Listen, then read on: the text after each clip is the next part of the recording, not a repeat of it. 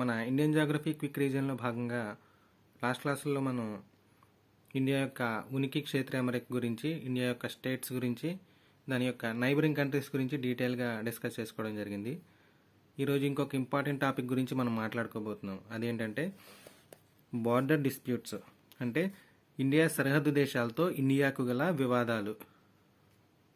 ఈ వివాదాల్లోకి వెళ్లే ముందు అసలు ఇండియా యొక్క నైబర్ కంట్రీస్ లేదా బార్డర్ కంట్రీస్ గురించి డీటెయిల్గా ఒకసారి క్విక్ రివిజన్ చేసుకుందాం. ఓకే, సో ఈ డయాగ్రామ్ ఒకసారి చూడండి. ఒక్కొక్క లైన్ ఒక్కొక్క కలర్లో ఉంది కదా, అది ఒక కంట్రీని రిప్రజెంట్ చేస్తుంది. ఫర్ ఎగ్జాంపుల్ ఈ రెడ్ కలర్ ఏమో పాకిస్తాను, ఈ బ్లూ కలర్ ఏమో ఆఫ్ఘనిస్తాన్, అలా అనమాట. ఓకే, సో పాకిస్తాన్ ఇదిగో ఈ సైడ్ ఉంటుంది మనకి. పాకిస్తాన్ వచ్చేసి 3323 కిలోమీటర్ల సరిహద్దుని షేర్ చేసుకుంటుంది మన ఇండియాతోటి. నెక్స్ట్ ఆఫ్ఘనిస్తాన్ అతి తక్కువ సరిహద్దు అని చెప్పుకున్నాం కదా, ఇదిగో ఈ చిన్న ముక్క ఉంది కదా, ఈ ముక్కలోనే ఉంటుంది ఆఫ్ఘనిస్తాన్ బార్డర్. ఓకే, నెక్స్ట్ ఇదంతా పాకిస్తాన్ ఉంటుంది, ఇదంతా చైనా ఉంటుంది. ఈ చిన్న ముక్కలో మాత్రం ఆఫ్ఘనిస్తాన్ బార్డర్ ఉంటుంది. ఇది 106 కిలోమీటర్లు మాత్రమే. నెక్స్ట్ చైనా వచ్చేసి జాగ్రత్తగా చూడండి, చైనా గ్రీన్ లైన్ ఎక్కడ ఉందో అదంతా చైనాయే. ఇదిగో ఇక్కడ దాకా గ్రీన్ లైన్ ఉందా. నెక్స్ట్ ఇక్కడ చూడండి, ఇక్కడ చిన్న మొక్క గ్రీన్ లైన్ ఉంటుంది. నెక్స్ట్ ఇదిగో ఇదంతా కూడా మళ్ళీ గ్రీన్ లైన్ ఉంది. ఓకే, సో ఇదంతా చైనా అనమాట. సింపుల్గా చెప్పాలంటే ఇదిగో ఇండియాకి ఇక్కడ నేపాల్ ఉంటుంది, నెక్స్ట్ ఇక్కడ భూటాన్ ఉంటుంది, పైదంతా చైనా అనమాట. ఓకే, సో ఇదంతా ఇలా చైనా వచ్చేస్తుంది. ఓకే, అర్థమైంది అనుకుంటున్నాను. చైనా ఎంత అంటే 3488 కిలోమీటర్లు. ఇదిగో ఈ బార్డరు, నెక్స్ట్ ఈ బార్డరు, ఈ బార్డరు. నెక్స్ట్ ఇది ఇక్కడ ఈ ముక్క ఏంటంటే నేపాల్, బ్రౌన్ కలర్, అది నేపాల్ ఎంత అంటే 1751 కిలోమీటర్లు. నెక్స్ట్ ఈ పింక్ కలర్ ముక్క భూటాన్ ఎంతంటే 699 కిలోమీటర్లు. ఓకే, సో నెక్స్ట్ ఈ సైడ్కి వస్తే ఇదిగో ఈ ముక్క ఆరెంజ్ ముక్క ఉంది కదా, ఈ బార్డర్ అంతా కూడా మయన్మార్, ఇదెంతంటే 1643 కిలోమీటర్లు. నెక్స్ట్ ఇదిగో బ్లాక్ కలర్, ఈ బ్లాక్ కలర్ ముక్క బంగ్లాదేశ్ అన్నిటికంటే ఎక్కువ సరిహద్దును కలిగి ఉంది ఇండియాతోటి. ఎంతంటే అది 4096.7 కిలోమీటర్లు. నెక్స్ట్ ఈ కింద చూపిస్తున్న ఈ బ్లూ కలర్ లైన్ అంతా కూడా తీర ప్రాంతం, అంటే కోస్టల్ ఏరియా. ఇది ఎంత ఉంటుందంటే 7516.6 కిలోమీటర్లు ఉంటుంది. ఇదిగో ఇక్కడి నుంచి ఇదంతా కూడా. ఓకేనా. నెక్స్ట్ చాలామంది అడిగారు ఈ కంట్రీస్ని ఒక ఆర్డర్లో గుర్తుపెట్టుకోవడానికి ఏమైనా కోడ్ లాంటిది ఉంటే చెప్పమని. ఈ కోడ్ గురించి డిస్కస్ చేసుకునే ముందు ఒక చిన్న స్టోరీ గుర్తుపెట్టుకోండి. మనకి తమిళ డైరెక్టర్ బాలచంద్ర ఉన్నాడు కదా, ఆ బాలచంద్ర చాలా ఓల్డ్ అయిపోయిన తర్వాత ఎంబీఏ చేయాలనుకున్నాడు అనమాట. కాలేజెస్లో ట్రై చేశాడు కానీ ఎక్కడా సీట్ ఇవ్వలేదు, ఇంత ఓల్డ్ పర్సన్ మేము జాయిన్ చేసుకోమని. సో ఆయన ఏం చేశాడంటే ఫోన్లో క్లాసెస్ విని ఎంబీఏ కంప్లీట్ చేశాడు. ఓకే, సో బాలచందర్ ఫోన్లో క్లాసెస్ విని ఎంబీఏ కంప్లీట్ చేశాడు. ఈ సెంటెన్స్ గుర్తుపెట్టుకోండి. ఓకే, ఇక్కడ బీసీ అంటే బాలచందర్, పిఎన్ అంటే ఫోన్, ఎంబీఏ. ఓకే, సో ఇక్కడ B for Bangladesh, C for China, P for Pakistan, N for Nepal, M for Myanmar, B for Bhutan, A for Afghanistan. ఓకేనా. సో ఇక్కడ మీరు గుర్తుపెట్టుకోవాల్సింది ఏంటంటే ఫస్ట్ బీ ఫర్ బంగ్లాదేశ్, ఎందుకంటే అది ఆబ్వియస్గా గుర్తుంటుంది మీకు, అతిపెద్ద సరిహద్దు కలిగిన కంట్రీ కాబట్టి. ఓకే, సో నెక్స్ట్ ఇంకొక బీ దగ్గర భూటాన్ పెట్టుకుంటాం. ఓకేనా. నెక్స్ట్ ఈ దూరాలన్నీ కూడా మీరు గుర్తుపెట్టుకోవాల్సి ఉంటుంది. కాకపోతే వీటిలో ఫస్ట్ది లాస్ట్ది, అంటే ఎక్కువ దూరం కలిగి ఉన్నది, తక్కువ దూరం కలిగి ఉన్నది మాత్రం కంపల్సరీ గుర్తుపెట్టుకోవాల్సి ఉంటుంది. ఓకే, ఎక్కువ దూరం కలిగి ఉన్నది ఏంటి, బంగ్లాదేశ్. ఎంత, అప్రాక్సిమేట్లీ 4000 కిలోమీటర్లు. తక్కువ దూరం కలిగి ఉన్న కంట్రీ ఆఫ్ఘనిస్తాన్ అని చెప్పుకున్నాం కదా, ఇదెంత అంటే 106 కిలోమీటర్లు. ఓకే, కాకపోతే ఈ మధ్యలో కూడా గుర్తుపెట్టుకోవడం అవసరం అనమాట. ఎందుకంటే ఒకసారి క్వశ్చన్స్ ఎలా ఇస్తాడంటే ఆడు వరుసగా 5 కంట్రీస్ ఇచ్చేస్తాడు. ఈ 5 కంట్రీస్ని ఆర్డర్లో పెట్టమంటాడు, ఎక్కువ దూరం నుంచి తక్కువ దూరం అని. అలాంటప్పుడు మనకి ప్రాబ్లం అవుతుంది. కాబట్టి వీలైనంత వరకు గుర్తుపెట్టుకోవడానికి ట్రై చేయండి. ఓకే, సో ఈ ఫార్ములా ప్రకారం మీకు ఈజీగానే గుర్తుంటుంది కదా. ఓకే, సో నెక్స్ట్ ఈ కంట్రీలన్నీ కలిపి ఎంత డిస్టెన్స్ని కవర్ చేస్తున్నాయి అంటే మనకు బార్డరు మొత్తం ఈ బీసీపీఎన్ ఎంబీఏ అంతా కలిపి 15106.7 కిలోమీటర్లు. ఓకే, నెక్స్ట్ ఇప్పుడు మన మెయిన్ టాపిక్లోకి వచ్చేద్దాం. బార్డర్ డిస్ప్యూట్స్ అంటే సరిహద్దు వివాదాలు.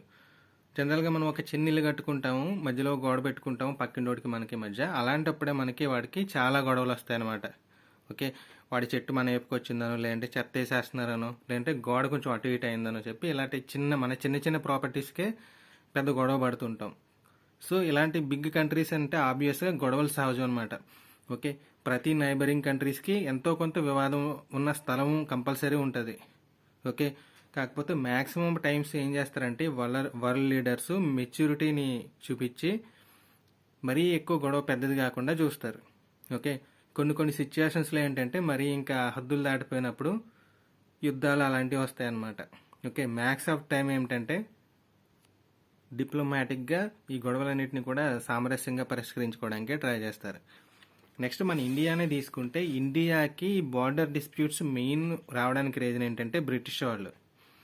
ఓకే, వాళ్ళు ఏంటంటే మన కంట్రీని పరిపాలించేటప్పుడు ఈ సరిహద్దులన్నీ కూడా ఇష్టం వచ్చినట్టు గీసి పడేశారనమాట. ఓకే, అంటే బేసిక్ నాలెడ్జ్ లేకుండా అప్పుడే ఫారెన్ నుంచి దిగుతాడు వాడెవడో కొంచెం రికమెండేషన్స్ ఎలా పట్టుకుంటే వాడికి అప్పగిచ్చేసేవారు అనమాట. వాడు సింపుల్గా 4 గుర్రాలు వేసుకుని సేవకులను వేసుకుని వాడు అలా షికారుకి వెళ్ళినట్టు వెళ్ళి ఇష్టం వచ్చినట్టు గీసి పడేసేవాడు. సో అలా గీయడం వల్ల ఇప్పుడు ఇంకా మనం కొట్టుకు చేస్తున్నాం. ఎస్పెషల్లీ ఫర్ చైనాకి, నేపాల్కి, పాకిస్తాన్కి మనకి గొడవలు ఎందుకంటే వీటి వల్లే, వాళ్ళు చేసిన మిస్టేక్స్ వల్ల. ఓకే, సో నెక్స్ట్ ఇప్పుడు మనం ఈ బార్డర్ డిస్ప్యూట్స్ని 3 టైప్స్ ఆఫ్ కేటగిరీస్ కింద డివైడ్ చేసాం. ఫస్ట్ కేటగిరీ ఏంటంటే పరిష్కరించుకునే వివాదాలు.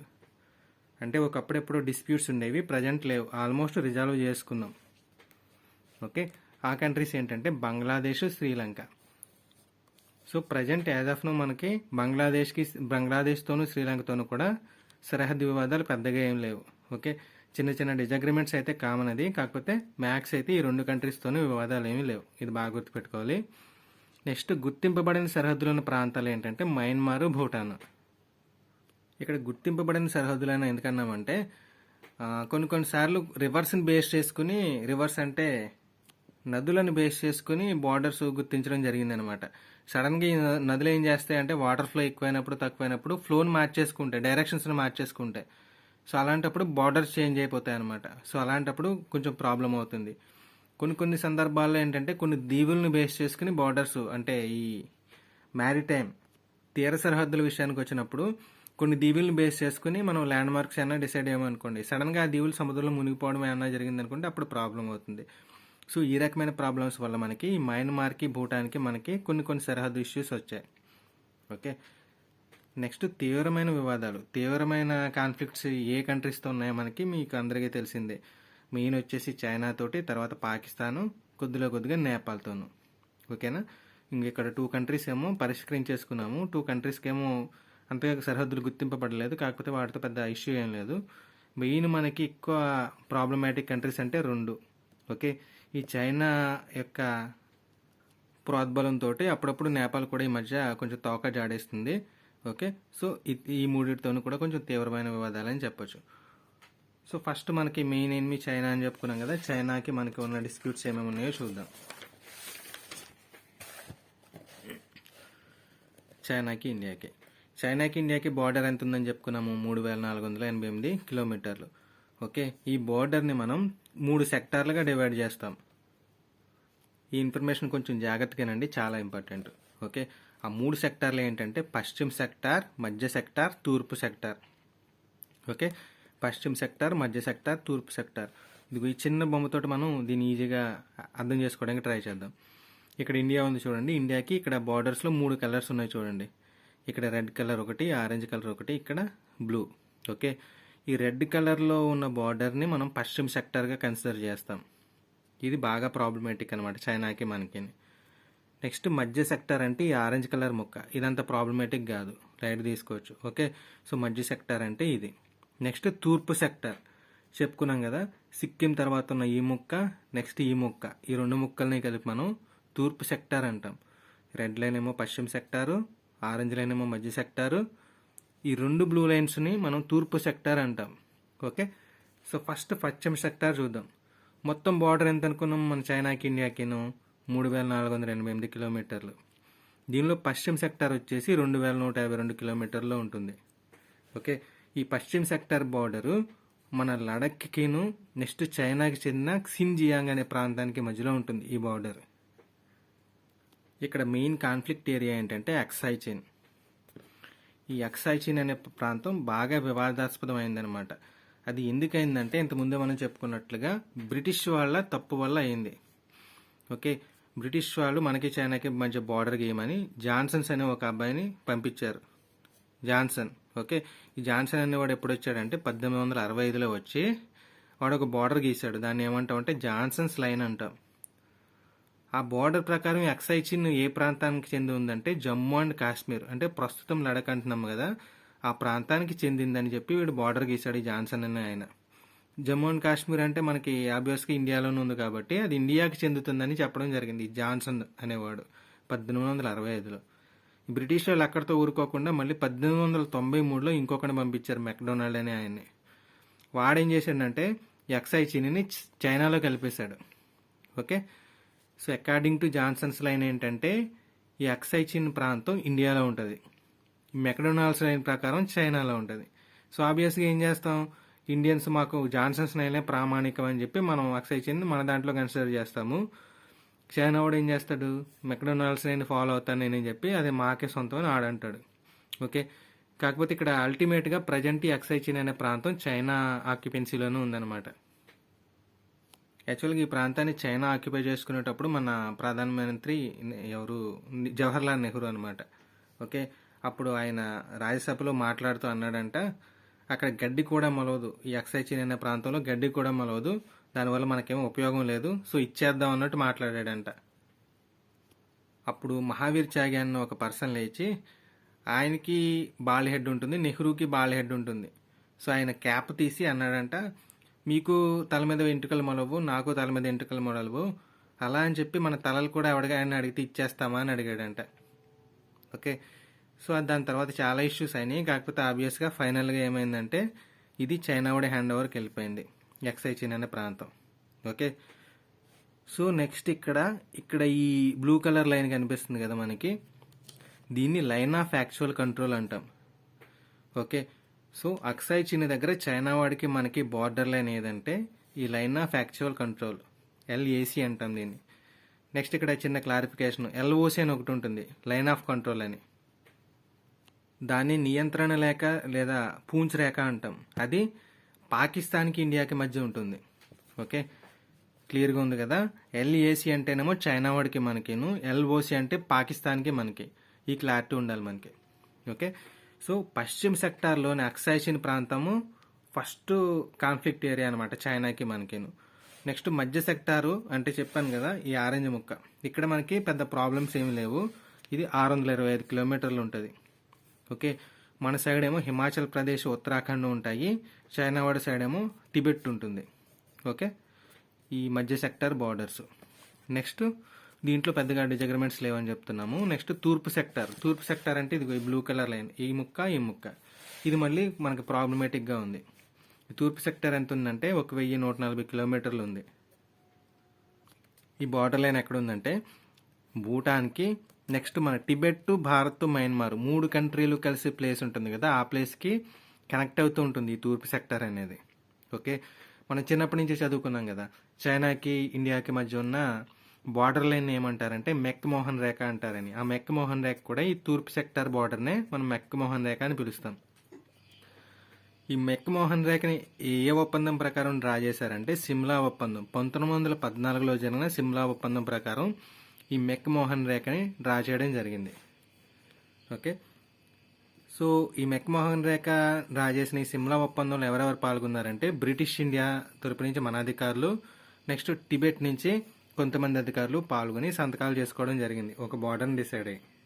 కాకపోతే ఇప్పుడు కాన్ఫ్లిక్ట్ ఏంటంటే చైనా అంటుంది అప్పుడు టిబెట్ తరపున సైన్ చేసిన వాళ్ళు ఏమో గొప్ప వాళ్ళు ఏం కాదు, వాళ్ళు అసలు అథారిటేటివ్ పర్సన్స్ కాదు, సో మేము ఈ మెక్ మోహన్ రేఖని, ఈ సిమ్లా ఒప్పందాన్ని ఆమోదించము అని చెప్తుంది.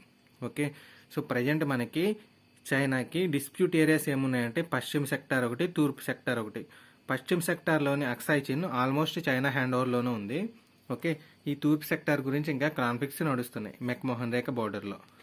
Okay, so this is the information about China and India border. Next ఇండియాకి పాకిస్తాన్కి మధ్య ఉన్న డిస్ప్యూట్స్ ఏంటో చూద్దాం.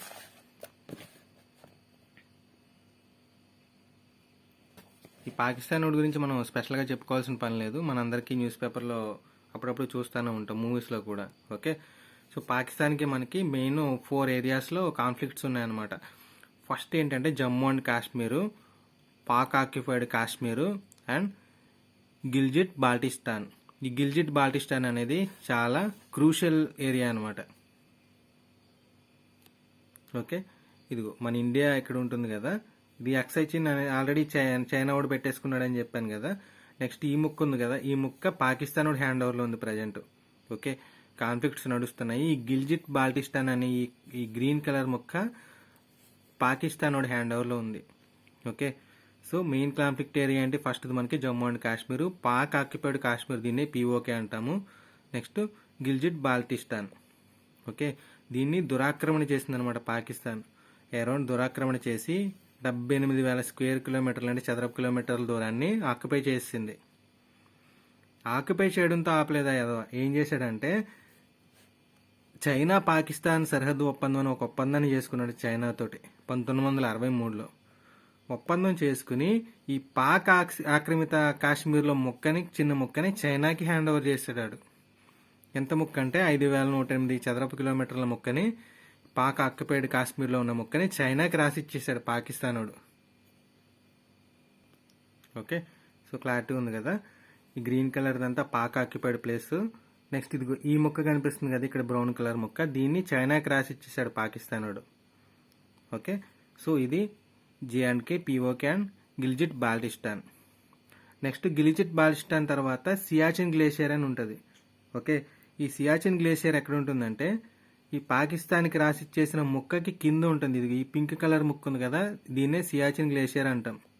ఓకే, ఇది ఎక్కడ ఉంటుందంటే తూర్పు కారాకోరం శ్రేణిలో, హిమాలయాల్లోని తూర్పు కారాకోరం శ్రేణిలో ఈ ముక్క ఉంటుంది.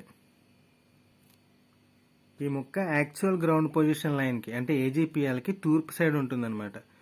ఈ ముక్క ప్రజెంట్ మన ఇండియా ఆధీనంలో ఉంది. ఈ పింక్ కలర్ ముక్క ప్రజెంట్ మన ఇండియా ఆధీనంలో ఉంది. దీన్ని ఏమంటారంటే సియాచిన్ గ్లేషియర్ అంటాం.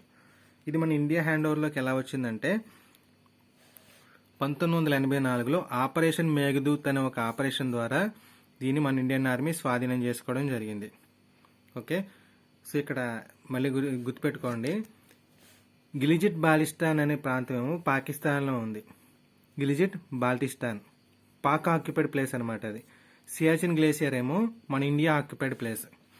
దీని తర్వాత వచ్చి సాల్టోరో రిడ్జ్ అంటాం. ఈ సాల్టోరో రిడ్జ్ కూడా మనకి మన ఇండియా ఆధీనంలోనే ఉంది. ఇది కూడా కారాకోరం శ్రేణిలో ప్రాంతం అనమాట. ఓకే, ఇది ఎక్కడుంది అని అడుగుతాడు. సాల్టోరో రిడ్జ్ ఎక్కడుందంటే ఈ సియాచిన్ గ్లేషియర్కి నైరుతి దిక్కున ఉంది. ఓకే, ఇది బార్డర్ ఎక్కడంటే మన ఇండియా సైడ్ ఏమో కాశ్మీర్ ఉంటుంది, పాకిస్తాన్ సైడ్ ఏమో గిల్జిట్ బాల్టిస్తాన్ ఉంటుంది. ఈ రెండింటికి మధ్యలో ఉన్న ప్రాంతాన్ని మనం ఏమంటామంటే సాల్టోరో రిడ్జ్ అంటాం. ఇది కూడా 1984లోని సైనిక చర్య ద్వారా మనం భారత్ ఆధీనం చేసుకుంది. ఓకే, సో ప్రజెంట్ మన కాన్ఫ్లిక్ట్స్ ఏరియాస్లో భారత్ ఆధీనం ఉన్న ప్రాంతాలు ఏం చెప్పుకున్నాము, సియాచిన్ గ్లేషియర్ ఒకటిను, సాల్టోరో రిడ్జ్ ఒకటి. నెక్స్ట్ ఇంకొక క్రూషియల్ కాన్ఫ్లిక్ట్ ఏరియా ఏంటంటే ఇండియాకి పాకిస్తాన్కి సర్క్రీక్ అంటాం దాన్ని, సర్క్రీక్ లైన్. ఈ సర్క్రీక్ లైన్ అనేది ఇదిగో ఈ ఏరియాలో ఉంటుంది. ఇక్కడ ఈ రెడ్ కలర్ లైన్ కనిపిస్తుంది కదా, దీన్ని సర్క్రీక్ లైన్ అంటాం మనం. ఇది 96 కిలోమీటర్లు అనమాట. ఇదేంటంటే మన ఇండియాలో ఉన్న రాన్ ఆఫ్ కచ్కి పాకిస్తాన్లోని కరాచీకి మధ్య ఉన్న ఒక చీలిక ప్రాంతం అనమాట. ఈ చీలిక ప్రాంతం యొక్క ఇంపార్టెంట్ ఏంటంటే ఇక్కడ పెట్రోలియం చేపలు కూడా సమృద్ధిగా దొరుకుతాయి. దాంతో ఈ ప్రాంతానికి బార్డర్ మనకి సైడ్ ఎక్కువ వచ్చేలా మనం గీసుకుంటాము, పాకిస్తాన్ సైడ్ ఎక్కువ వచ్చేలా ఆడ గీసుకుంటాడు. సో కాన్ఫ్లిక్ట్స్ అలా నడుస్తూ ఉంటాయి అన్నమాట. దీన్ని ఏమంటామంటే మనం సర్క్రీక్ లైన్ అంటాం. ఓకే, ఇదిగో ఈ బార్డర్లో ఇక్కడ ఉంటుంది. ఈ సర్క్రీక్ లైన్ ఇండియాలో ఏ ప్రాంతంలో వివాదాస్పదంగా ఉందంటే గుజరాత్ ప్రాంతం. ఓకేనా, సో పాకిస్తాన్కి మనకి మెయిన్ డిస్ప్యూట్స్ ఎక్కడ ఉన్నాయంటే ఫస్ట్ గిల్జిట్ బాల్టిస్తాన్ ఒకటి, సియాచిన్ గ్లేషియర్ ఒకటి, Saltoro ridge, next Sir Creek. Next వచ్చేసి నేపాల్కి మనకి 2 ఏరియాస్ కాన్ఫ్లిక్ట్ నడుస్తుంది. అవి ఏంటంటే కాలాపాని ఒకటి, సుష్టా ఒకటి. ఫస్ట్ ఈ కాలాపాని అనేది ఏంటంటే ఒక లోయ ప్రాంతం. ఓకే, ఇది మన ఇండియాలోనేమో ఉత్తరాఖండ్కిను నెక్స్ట్ నేపాల్కి మధ్య బార్డర్ కింద ఉంది. ఈ ఉత్తరాఖండ్ కూడా ఎక్కడంటే పితోరాఘర్ అనే ఒక జిల్లా ఉంటుంది. ఆ జిల్లాకి నేపాల్కి బార్డర్ అనమాట ఇది కాలాపాని అనేది. ఓకే, నెక్స్ట్ కైలాస మానసరోవర యాత్ర చేస్తారు కదా ఎవ్రీ ఇయర్, ఆ యాత్ర చేసే రూట్ కూడా ఈ కాలాపాని ఏరియాలోనూ ఉంటుంది. ఓకే, నెక్స్ట్ ఈ బార్డర్ ఎలా డిసైడ్ చేశారంటే కాళీ నది ప్రవహిస్తుంది మన ఇండియాకి నేపాల్కి మధ్యలోని. దీన్ని యూపీలో శారదా నది అంటాము. ఈ కాళీ నది ప్రవాహక ప్రాంతాన్ని మనం బార్డర్గా అనుకుంటాం అనమాట, ఎజ్యూమ్ చేసుకుంటాం. ఓకే, ఈ బార్డర్ని ఎలా ఫిక్స్ చేశారంటే 1816లో సుగాలి ఒప్పందం అని చెప్పి ఒక ఒప్పందం జరిగింది ఇండియాకి నేపాల్కి మధ్య. ఈ ఒప్పందం ప్రకారం ఏంటంటే మన రెండు దేశాల మధ్య ఎటువంటి వీసా నిబంధనలు ఎలాంటివి ఏమీ లేకుండా ఈజీగా మన పక్క ఊరికి లేదంటే పక్క డిస్ట్రిక్ట్కి వెళ్ళినట్టు ట్రావెల్ చేసుకు వెళ్ళిపోవచ్చు. ఆ ఒప్పందాన్ని ఏమంటామంటే నేపాల్కి ఇండియాకి జరిగిన ఒప్పందం సుగాలి ఒప్పందం. అది ఎప్పుడు జరిగిందంటే 1816లో జరిగింది. ఓకే, ఈ ఒప్పందం ప్రకారం ఈ కాలాపాని అనేది మన హ్యాండ్ ఓవర్లోనూ ఉంటుంది. కాకపోతే రీసెంట్గా ఏమైందంటే ఉత్తరాఖండ్లోని పితోరాఘర్ అని చెప్పాను కదా, ఈ పితోరాఘర్ నుంచి లిపు లేక్ దాకా కూడా ఒక రోడ్డు ట్రాన్స్పోర్ట్ని నియమించడం జరిగింది అనమాట. ఒక లింక్ రోడ్ని నిర్మించడం జరిగింది. ఓకే, సో దీని వల్ల ఏమవుతుందంటే నేపాల్ సైడ్ ఉన్న ఈ కాళీ నది నేపాల్ సైడ్ ఉంది కదా, దానికి తూర్పున ఉన్న లిపులే, క్లింపియాదోరా, కాలాపాని ఇవన్నీ కూడా నా టెరిటరీలోకి వస్తాయని చెప్పి నేపాల్ ఆర్గ్యూ చేయడం మొదలెట్టింది. సో దానివల్ల మనకి నేపాల్కి కూడా కొంచెం కాన్ఫ్లిక్ట్స్ నడుస్తున్నాయి రీసెంట్గా. ఓకే, ఇది కాలాపాని యొక్క ఇన్ఫర్మేషన్. ఓకే, సో కాలాపాని అంటే మనకి ఏం గుర్తు రావాలి? కాళీ నది గుర్తు రావాలి, ఉత్తరాఖండ్లోని పితోరాఘర్ జిల్లా గుర్తు రావాలి, నెక్స్ట్ సుగాలి ఒప్పందం 1816 గుర్తు రావాలి. నెక్స్ట్ ఇంకొక బార్డర్ ఏంటంటే సుష్టా. ఈ సుష్టా అనేది ఏంటంటే ఉత్తరప్రదేశ్కి నేపాల్కి మధ్య ఉన్న బార్డర్ అనమాట.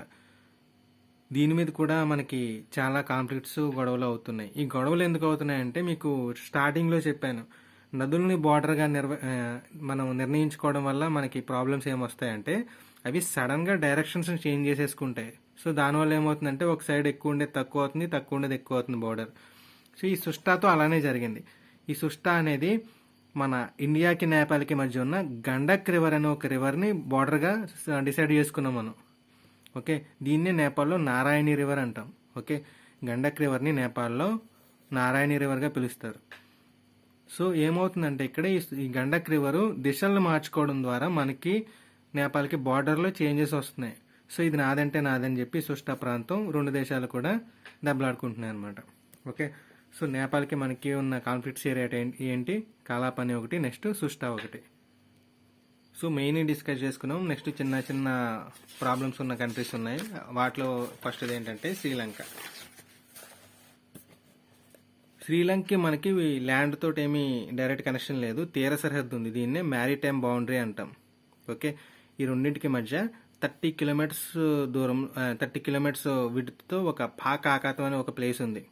ఓకే, సో ఈ ప్లేస్ రెండింటికి కూడా బార్డర్ కింద చెప్పుకుంటాం అనమాట. శ్రీలంకకి ఇండియాకి మధ్య ఉన్న బార్డర్ పేరు ఏంటంటే పాక్ ఆకాతం. ఓకే, ఇది ఎన్నిసార్లు ఎందుకు రిపీట్ చేస్తున్నానంటే ఎగ్జామ్లో మనం పాక్ ఆకాతం అంటే ఇండియాకి పాకిస్తాన్కి గల బార్డర్, లేదంటే శ్రీలంకకి పాకిస్తాన్కి గల బార్డర్, ఇలా పిచ్చి పిచ్చి ఆప్షన్స్ ఇస్తాడు. పాక్ అనే పేరు చూసి మనం కన్ఫ్యూజ్ అవ్వద్దు. ఓకే, ఈ పాక్ ఆకాతం విచ్ ఈజ్ ఆఫ్ 30 కిలోమీటర్స్ దేనికి బార్డర్ అంటే శ్రీలంకకి ఇండియాకి మధ్య బార్డర్. ఈ బార్డర్లో కచ్చదీవులు అనే దీవులు ఉన్నాయి. ఓకే, ఈ కచ్చదీవులు మావంటే మావని చెప్పి శ్రీలంకకి మనకి ఆర్గ్యుమెంట్స్ నడిచేవి. కాకపోతే 1974లో ఏం చేసిందంటే అప్పటి ప్రధానమంత్రి ఇందిరాగాంధీ శ్రీలంకకి రాసిచ్చేసింది ఈ కచ్చదీవుల్ని. ఓకే, సో అక్కడికి మనకి శ్రీలంకకి మధ్య కాన్ఫ్లిక్ట్స్ అన్నీ అయిపోయాయి. కాకపోతే రీసెంట్గా తమిళనాడులో ఏమంటున్నారంటే నువ్వు అవి మాకే చెందాలి, మా ల్యాండ్స్ అని చెప్పి వీళ్ళు గొడవ పెడుతున్నారు. ఓకే, సో కాన్సెప్ట్ అయితే అర్థమైంది కదా. కచ్చదీవులు మనకి శ్రీలంకకి మధ్య ఒక కాన్ఫ్లిక్ట్ ఏరియా. అది ఎక్కడుందంటే పాక్ ఆకాతంలో ఉంటుంది. దాన్ని 1974లో శ్రీలంకకి రాసిచ్చేశారు మన ప్రధానమంత్రి. కాకపోతే ఇప్పుడు రీసెంట్గా తమిళనాడులో ఏమంటున్నారంటే అది మా ఏరియా, శ్రీలంక ఎలా ఇచ్చేస్తారని చెప్పి వీళ్ళు గొడవ పడుతున్నారు, మన ఇండియన్సే గొడవ పడుతున్నారు. ఓకే, అది శ్రీలంకకి మనకు ఉన్న బార్డర్ డిస్ప్యూట్. నెక్స్ట్ వచ్చి బంగ్లాదేశ్. మనకి బంగ్లాదేశ్కి బార్డర్ ఎలా డిసైడ్ చేశారంటే రాడ్ క్లిప్ అనే ఒక ఆయన డిసైడ్ చేయడం జరిగింది.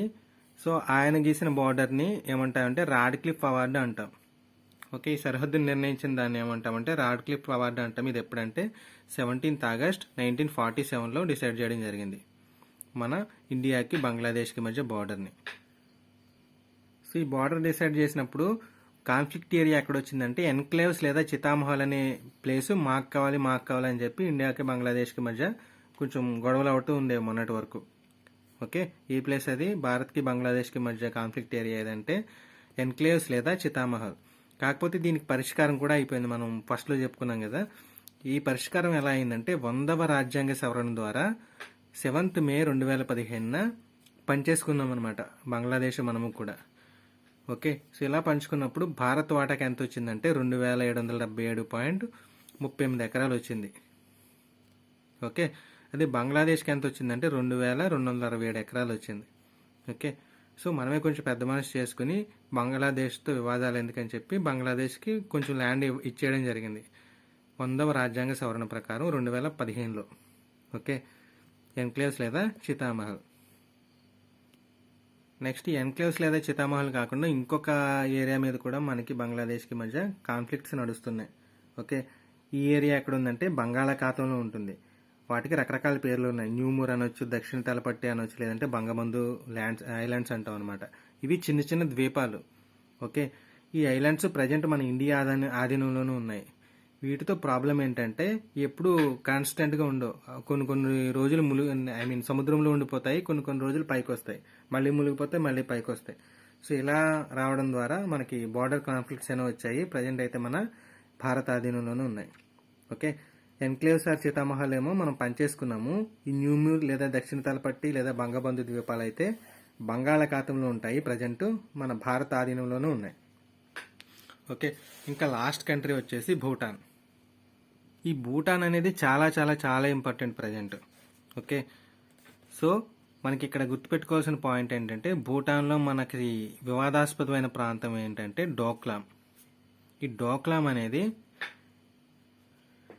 మన ఇండియాలో సిక్కింకి, చైనాకి, నెక్స్ట్ భూటాన్కి, ఈ 3 కంట్రీస్కి సరిహద్దు ప్రాంతం అనమాట ఈ డోక్లాం అనేది.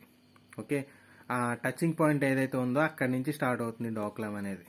ఓకే, ఈ డోక్లాం అనే ప్రాంతం వల్ల మనకి భూటాన్కి ప్రాబ్లం ఏం లేదు. ఓకే, కాకపోతే మనకి చైనాకి వివాదం నడుస్తుంది. చెప్పేది జాగ్రత్తగా అర్థం చేసుకోండి. ఈ డోక్లాం అనేది మెయిన్ ఏంటంటే మనకి భూటాన్కి మధ్య సరిహద్దు ప్రాంతం. ఓకే, కానీ గొడవ మనకి భూటాన్కి జరగట్లేదు, మనకి చైనాకి మధ్య జరుగుతుంది. అది ఎందుకంటే ఒకసారి ఇక్కడ కింద ఇమేజ్ని జాగ్రత్తగా చూడండి. ఓకే, ఈ డోక్లాం కాన్ఫ్లిక్ట్ అర్థం చేసుకోవడానికి అసలు మన ఇండియా మ్యాప్ ఎలా ఉందో చూడండి ఒకసారి. ఓకే, ఇదంతా మన ఇండియానే కదా. ఇది ఈశాన్య ఇండియా, ఇది మామూలు మన నార్మల్ ఇండియా. ఈ ఈశాన్య భారతదేశానికి ఈ రిమైనింగ్ భారతదేశానికి మధ్యలో ఉన్న కనెక్షన్ ఇది. ఈ చిన్న ముక్క, ఈ రెడ్ కలర్ ముక్క కనిపిస్తుంది కదా, ఈ చిన్న ముక్క అనమాట. దీన్ని క్లోజ్ చేసేస్తే ఈశాన్య భారతదేశానికి మన భారతదేశానికి మధ్యలో అసలు కనెక్షన్ ఉండదు. ఓకే, అది వేరే కంట్రీలా ఉంటుంది, ఇది వేరే కంట్రీలా ఉంటుంది.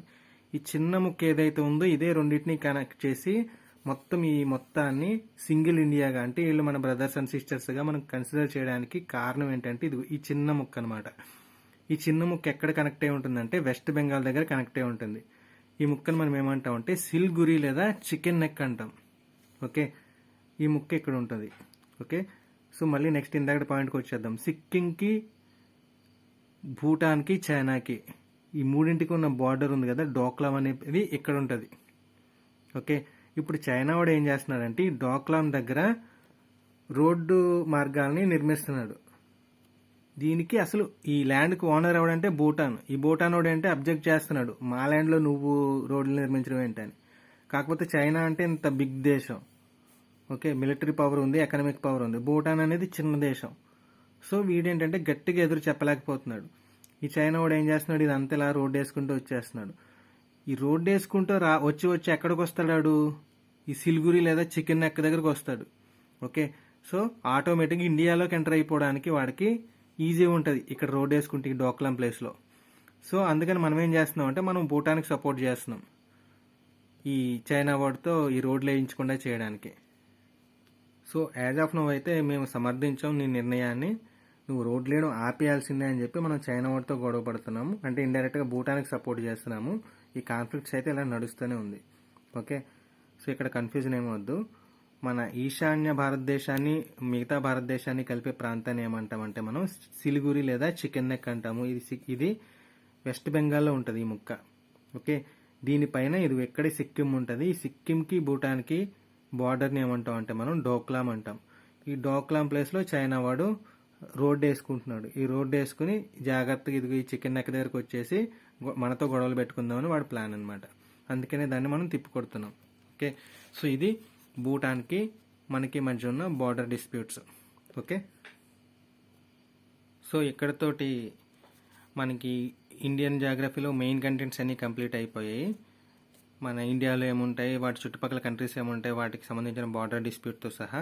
సో నెక్స్ట్ క్లాస్లో మరొక ఇంపార్టెంట్ టాపిక్స్తో మనం డిస్కషన్ స్టార్ట్ చేద్దాం. ఓకే, ఈరోజు చెప్పిన దాంట్లో మీకు ఏమైనా డౌట్స్ ఉంటే కనుక కింద కామెంట్ సెక్షన్లో అడగండి. Thank you for watching.